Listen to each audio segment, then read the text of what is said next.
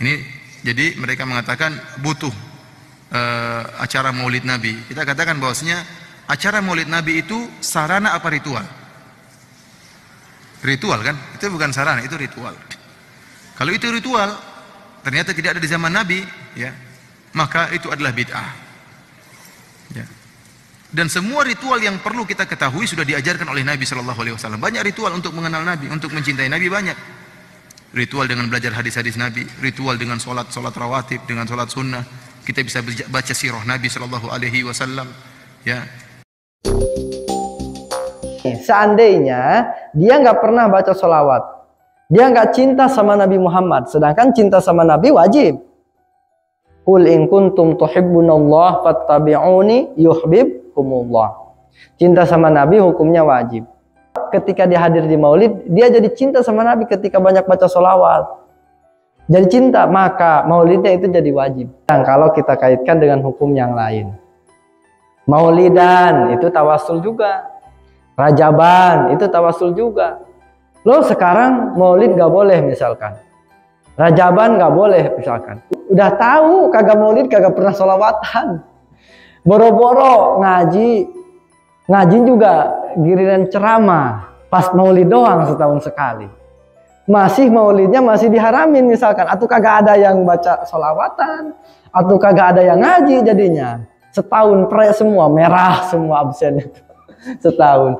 Jadi momen-momentum tersebut jadikan pelantara bagi kita, orang yang tadinya belum bersolawat jadi solawatan, orang yang tadinya belum pernah ngaji jadi ngaji, yang tadinya belum pernah dengerin kajian ceramah misalkan jadi dengerin ceramah kajian, jadi tahu begitu. Jadikan momentum acara maulid, acara rajab itu kita jadikan momentum untuk orang-orang yang belum sempat, KTP-nya mah Islam, cuman belum sempat ngaji, belum sempat belum sempat sholawatan, belum sempat. Momentum maulidan, kan maulid mau baca sholawatan mulu, jadilah dia sholawatan. Rajaban sholawatan mulu, jadilah sholawatan dia. Dia nggak pernah tahlil, kita kebetulan mau nyukur rambut atau mau khitan atau mau ngawinin, itu momentum orang biar tahlilan. Justru dia nggak pernah baca la ilaha illallah.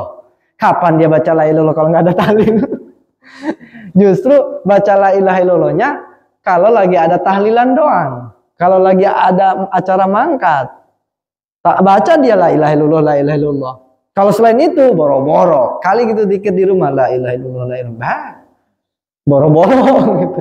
Makanya itu jadi momentum. Sampai di sini ya, ada yang tanyakan? Silakan.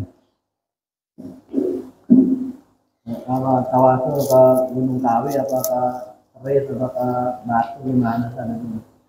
Nah, hakikat yang kedua tadi bahwa perkara yang kita tawasuli, perkara yang dicintai oleh Allah Subhanahu wa taala. Itu ya. Kalau misalkan tawasul bagaimana? Ke keris. Akhirnya dia tawasulnya pakai keris, atau tawasulnya ke Gunung Salak, atau tawasulnya sama jin misalkan, tawasulnya sama jin.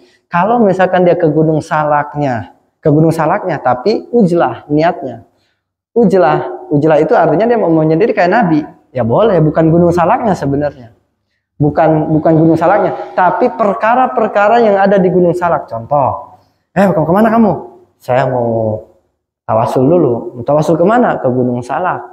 Bukan Gunung Salaknya yang haram ya, tapi ketika di Gunung Salak ternyata dia di bawah pohon.